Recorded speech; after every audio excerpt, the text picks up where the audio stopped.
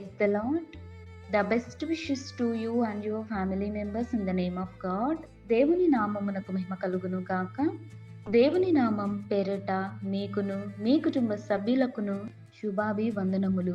ఈరోజు దేవుని వాగ్దానం. Today God's promise. యెహోవా మీకు దొరుకు కాలమునందు ఆయనను వెదకుడి. యెషయా గ్రంథం 55వ అధ్యాయం 6వ వచనం. Seek the Lord will he may be found. The book of Isaiah chapter 55 verses 6.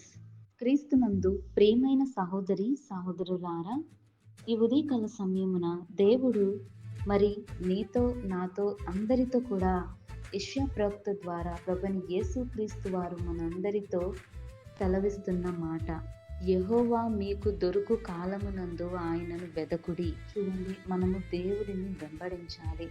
దేవుని కొరకు మనం వెతుకుతూ ఉండాలి. ఆయనను నిత్యం మనం వెతకాలండి. ఎందుకంటే మనము ఈ భూమి మీద జీవించినంత కాలం మనం ఆయనను వెంబడించాలి. మనము ఎప్పుడు మరణిస్తామో మనకే తెలియదు కనుక మనిషి యొక్క జీవితం నీటి బుడగ లాంటిది. కనుకనే మనం యెహోవాను ఎతకాలి, ఆయనను వెంబడించాలి. నిత్యం ప్రార్థించుకుంటూ దేవునిని స్మరణ తెచ్చుకొని ఈ లోక సంబంధంగా కాకుండా దేవుని బిడ్డలంగా దేవుని యొక్క ప్రేమలోను దేవుని యొక్క వాక్యములోను మనము ధ్యానం చేయాలి. ప్రార్థన ద్వారా ఆయనను పట్టు విడవకుండా ఆయనను అడగాలి, ప్రార్థించాలి, వెతకాలి. ప్రార్థన ఎడల మనం పట్టుదల కలిగి దేవుని ఎడల ప్రార్థించుకోవాలండి.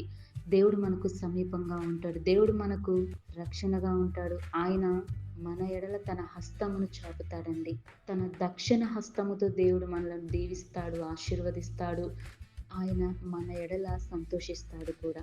అందుకే మనము ఈ కాలం ఉన్నంత వరకు ఆయనను వెతకాలి. ఆయనను వెంబడించే బిడలంగాను నీవు నేను మనమందరము వెతుకుదుము గాక. ప్రార్థన.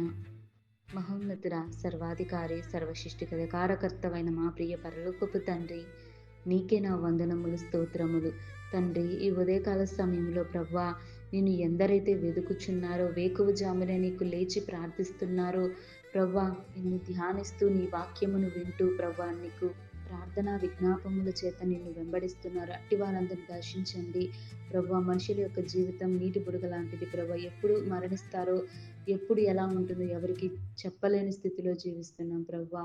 దినములు చెడ్డవిగా ఉన్నాయి. నీవే సహాయం దయచేయండి, నీ కృప చూపించండి ప్రభువా.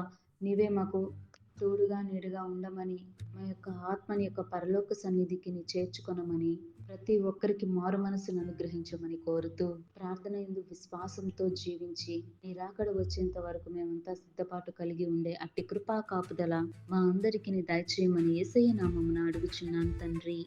ఆమేన్.